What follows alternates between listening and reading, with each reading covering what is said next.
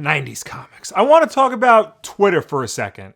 Stick with me, this is going somewhere. It relates to the point of my video. Twitter is a strange place. That isn't a shock to any of you, I know that. But specifically, I mean with regards to different fan communities on Twitter. The way they either commiserate or fight each other when they're all there for the same subject is baffling to me. I would watch a Netflix documentary series on fan Twitter alone. Like, just as an experiment, go over there right now and type Spider-Man into the search bar. You will be greeted with a maelstrom of fan infighting. Nobody can seem to agree on anything regarding this guy. They all have their favorite actors and movies in the series, and yeah, so does everybody. But if you dare mention the wrong Spider-Man actor or the wrong Spider-Man film, then you better be prepared for the storm that's about to rain down on you. But what you need is an umbrella, because there's a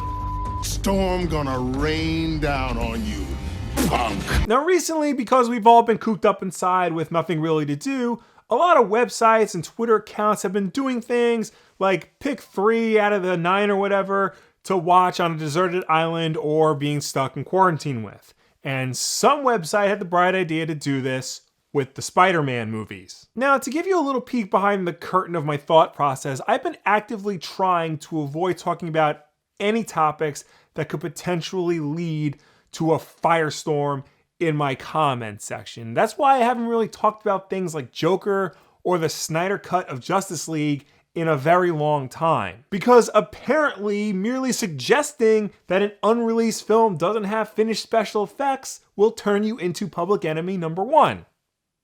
Sorry. Anyway, I've decided to take the risk and potentially offend all of Spider-Man Twitter by taking all of the Spider-Man films released theatrically and ranking them from worst to best. Why am I doing this, you ask? Well, to be honest, I don't take anybody in Spider-Man Twitter seriously.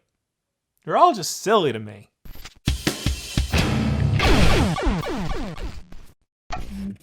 In all seriousness, the reason why I wanted to do this video was because despite what you may think about each individual Spider-Man film, despite what I may think about each individual Spider-Man film, they all offer something different and unique with regards to how they portray everyone's favorite wall crawler. Yes, some movies are better than others, but to pit them against each other in Mortal Kombat, that's the height of ridiculousness, if you ask me. Like, we all have our favorite Batman actors and Batman movies, but I don't want to stab anybody who thinks Ben Affleck is better than Christian Bale. Now, astute followers of my videos may know that I actually did already rank the Spider-Man films last year when I ranked all of the Marvel Cinematic Universe movies. I briefly flashed it on screen though, and didn't really go into any sort of detail in my explanation. And today, we're gonna get a little bit more in depth as to why I ranked the Spider-Man films the way I did. Pretty much, the ranking is exactly the same as it was last year. And we are only going to rank the Spider-Man solo films, so not Civil War and neither of the 2 Avengers movies that he appears in. Also, we're not ranking Venom because that's not really a Spider-Man movie. I'm not really sure what that was, to be honest. And if it was going to be ranked in this list, it would be very bottom. Full warning, you're going to disagree with this list. Of course you are. But I'm going to do this anyway because, let's be real, I'm a YouTuber who talks about superheroes, and I like to hear myself talk and think that everything I have to say is important. So without any further ado, number 8.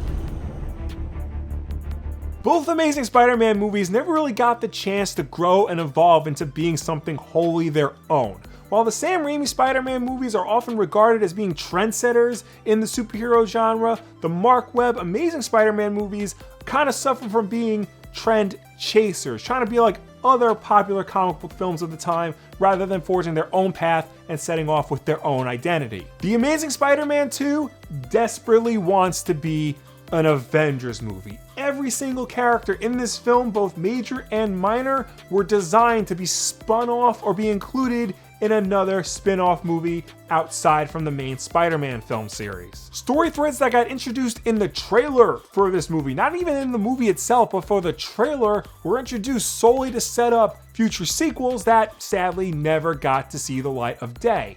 Someone or something in the movie proper will be introduced and explained, but then dropped in the very next scene, never to be seen or heard from again. All of this at the expense of the story threads that they had set up and introduced in the first movie, and at the expense of the story they were trying to tell in this movie. It didn't help that the main antagonist of the film, Electro, didn't have the same emotional impact or connection to Spider-Man or Peter Parker that previous cinematic villains had had. It's clearly a film made by committee rather than a film made by a single visionary filmmaker. It doesn't know what it wants to be, and this indecisiveness has led to a movie that wound up not really pleasing anybody. And that sucks because I would have loved to have seen more of Paul Giamatti as the Rhino. The Peter Parker Gwen Stacy stuff is legitimately very charming and fun to watch, and this might be the best live action version of the Spider-Man suit. But for all the good that this movie might have in it, the bad just outweighs it on every single level, and that's a shame. Number 7.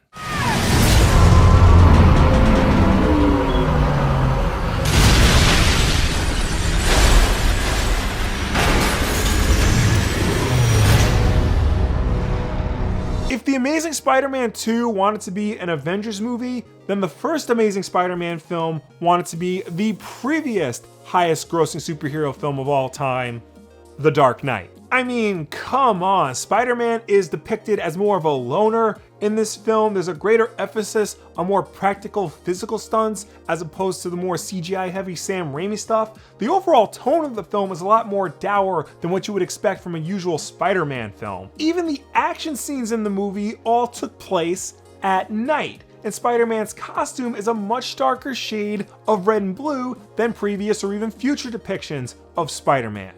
And this costume straight up sucks, by the way. But credit where credit is due, this movie did try to do some new and interesting things with the character of Spider-Man. Yes, despite rehashing his origin story. It has a much more grounded focus with its big emotional moments than Sam Raimi's work did. Emma Stone's Gwen Stacy feels much more like her own character rather than a part of Peter's story. And there is an attempt to focus on the teenage angst high school drama aspect of Spider-Man in this movie. Sure, future films, which we will get to, handle it better, but the seeds of it are in this film. It didn't all work. Peter Parker is depicted as much more of a punk kid. The first-person sequences feel all sorts of out of place. The stuff with Peter's father and the mystery behind his parents' disappearance is kinda dumb.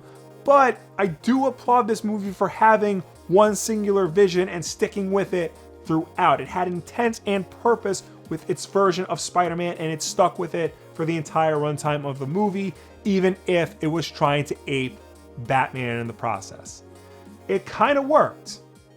Number 6.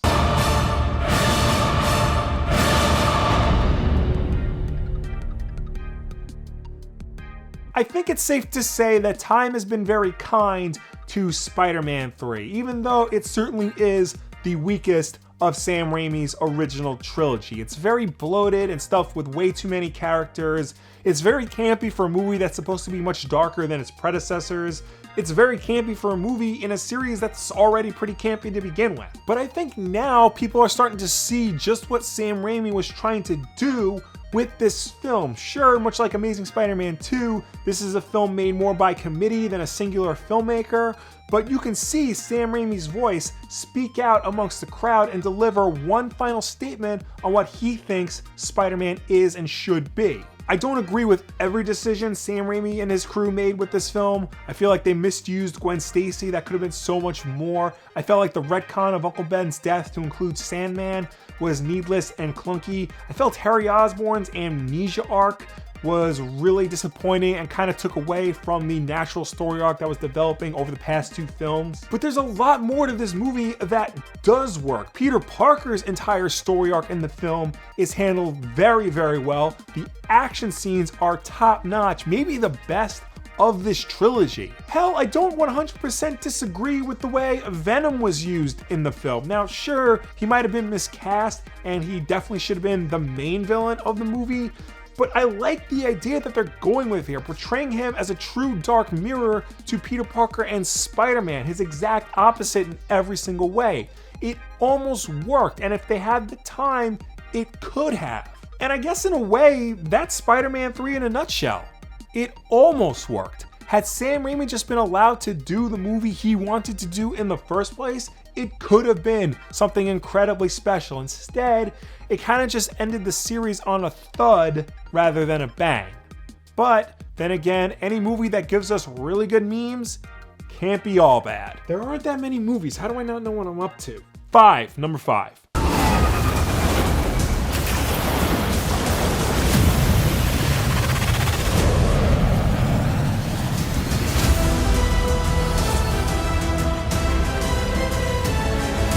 Okay, so now we're getting into the Spider-Man films that I really have little to no issue with. The movies that I can recommend without adding a but or however to. Spider-Man Far From Home is probably the most unique of the live-action Spider-Man films, almost exclusively because it primarily takes place on another continent. But you'd be surprised how far that goes. That goes a long way to adding some visual variety to a character that's primarily known for one single location. Sure, New York is a big city, but there's only so much you can do in New York. Take it from a guy who's an hour drive from it. Yet on top of that, great character work by Jake Gyllenhaal as Mysterio, the evolution of Tom Holland's Spider-Man finally coming into his own, becoming his own man. And the decision to make this film about grieving in the wake of Avengers Endgame goes a long way to make this film feel important after the release of the biggest film of all time. It may take a minute for it to click with you, but once it does,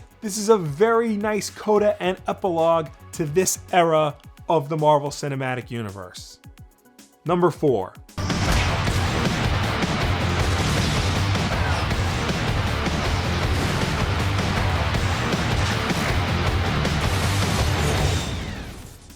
Alright, this is where I think I'm gonna start getting into trouble. Back in 2002, when the first Spider-Man movie was released, there really hadn't been a superhero film like this since 1978 with Richard Donner's original Superman movie. Both films were slow burn, character-heavy pieces that focused more so on the character, the superhero himself, and his relationship with the world around him, rather than the big flashy action and wacky ass characters that would come to dominate the genre. And sure, this may seem corny and dated now, but at the time, it worked. And if you watch it today, it will work for you too if you let it. This is the Spider-Man of Sam Raimi's childhood, the Spider-Man of the 60s, brought to life in a way never thought possible before. We get to see exactly who Peter Parker is, why he chooses to do what he does, how it affects not only his life, but the life of those around him.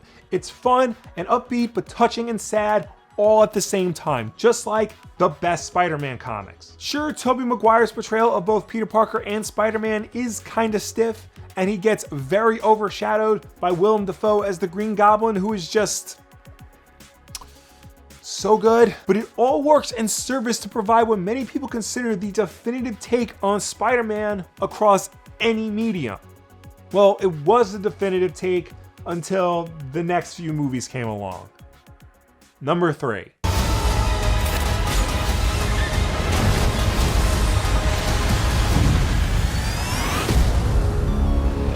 I did a video last year on Spider-Man Homecoming about how it's a kid's movie and a damn good one at that, so I won't spend too much time rehashing the points of that video. You can just watch it here if you really want to. I will say this, by making Homecoming a kid's movie and focusing on the teenager high school aspects of Peter Parker, the filmmakers of Homecoming were successfully able to do what the people behind Amazing Spider-Man couldn't. Make a movie about a likable, believable teenage superhero trying to make his way through the world of big adult superheroes. And if you ask me, it worked here. If nothing else, Spider-Man is always the underdog of the Marvel Universe. Always the unlucky hero, way in over his head, trying to do the right thing, even when it's blatantly obvious that he can't.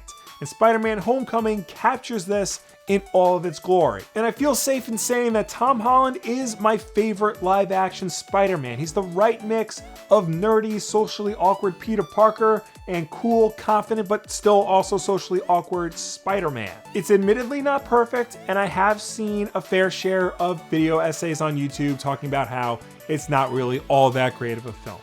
I see where they're coming from, but honestly, that doesn't take away from the fact that Homecoming really is one of the most fun, rewatchable films in the MCU, and the first truly great live-action superhero film squarely for the little ones in your life. Number 2.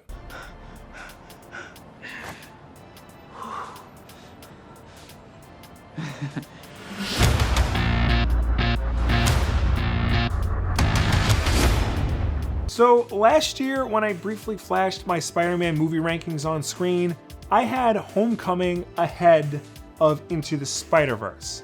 And it was in writing this script that I realized I needed to flip those, make Homecoming number 3 and Into the Spiderverse number 2. Why did I change my mind? Well, to be honest, I couldn't think of any single thing keeping Into the Spiderverse back from being closer to the top of the list. I couldn't think of anything wrong with this movie. It's damn near perfect. It is without a doubt the freshest take on Spider-Man's origin that we've seen in a movie so far. It offers perspectives and characters that we don't often see in films like this. It introduces us to characters that should have much broader appeal than they do, characters like Miles Morales and Spider-Gwen. It's even visually the most unique looking animated film in a very long time. I know a lot of people don't really like the visual look of this film, but to me, that's half of the appeal. It really did help to make the whole thing look like comic book art in motion, rather than trying to emulate a hyper-real style like most superhero films do, or hell, like most animated films even try to do. Plus, I mean, Spider-Ham. No movie sucks as long as he's in it. All this containing a great story that everybody can relate to and see themselves in. Spider-Man Homecoming might be a really good kids movie, but Into the Spider-Verse is an even better one. So why isn't this movie number 1? Well, frankly, because Spider-Man 2 exists. Number 1. Let's see who's behind the mask. Okay, yeah, it's the obvious choice, but there's a damn good reason for it. Despite any and all flaws, Spider-Man 2 has stood the test of time, still to this day considered by many to be one of the best and most influential superhero films ever made. Why, you may ask? Well, because more than any other superhero film before it, and in a lot of cases since it, Spider-Man 2 is one of the only films to truly show what it means to be a superhero. That means the sacrifices, the trials, the heartbreak, the giving up on having a personal life in order to try and do what's right. And this film does not present the superhero life in a very good light at all. It sucks being Spider-Man. I would not want to be in Peter Parker's shoes. But through it all, we get a very compelling story about sacrifice and loss, about duty over happiness. Sure, pretty much every Spider-Man film deals with power and responsibility, you know, the whole Uncle Ben speech to some extent, but Spider-Man 2 is really the only one that makes it its core theme and driving force. It's a pretty heavy movie when you think about it, very grown up in a sense, not adult like the way we typically think of adult, but smart, mature, thoughtful in a way that most superhero films really aren't. In the 16 years since its release, a lot has been said about Spider-Man 2 already, and I really don't think there's anything I can add to the conversation that hasn't already been said and said better by other people, or anything that would be new or insightful or anything like that. So instead, I'll just end with a quote from Roger Ebert. Spider-Man 2 is a real movie, full-blooded and smart, with qualities even for those who have no idea who Stan Lee is. It's a superhero movie for those who don't go to see superhero movies, and for those who do, it's the one they've been yearning for. So there you go, the Wulff Den's official ranking of all the Spider-Man movies. Now, no, I didn't offer any new insight or opinion into the films. I think this list is pretty much everybody's list, but again, that's not the point. The point was really just to say that no matter who you are, there's a Spider-Man film for you. Arguing over what the best Spider-Man movie is or who the best Spider-Man actor was is really a moot point because the whole appeal of the character is that he's for everyone. There's a version of Spider-Man out there for every single person in the world. Maybe you want a more nerdy take on the character like Tobey Maguire had. Maybe you want your Spider-Man to have a bit more swagger like Andrew Garfield. Maybe like me, you prefer Tom Holland, a more well-rounded take on the character. At this point, the Spider-Man movies are basically like the James Bond movies. There's a James Bond movie and a James Bond actor for everyone. It doesn't matter what your take is, you will find something you like in a James Bond film. Much like no matter what your personal style, there is a Spider-Man film for you. And the other films don't really make them any better or any worse. They're just a whole part of the package. And if you pay attention, you will see all the similarities and common ground between these different incarnations of Spider-Man. And when you watch one of the films, you won't walk away angry. You will just walk away having seen a Spider-Man film. Maybe it wasn't 100% for you, but you will recognize the character and his world as Spider-Man. Except Amazing Spider-Man 2, that legitimately was pretty bad. So now, of course, feel free to tell me how wrong I am in the comments down below or anywhere on the internet. Which Spider-Man movies do you prefer? Which ones do you think are utter garbage? Or do you think that the PS4 Spider-Man is secretly the best Spider-Man movie?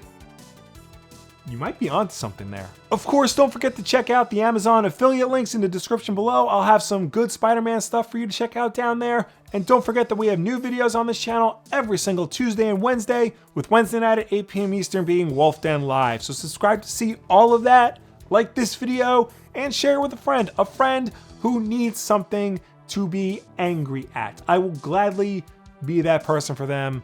We all have to do our part during these trying times. Thank you all for watching. I will see you next time. Wash your hands. I will continue to tell you to do that until we're out of quarantine. And even afterwards, I'll probably still sneak it in. I'll see you next time. Wash your hands.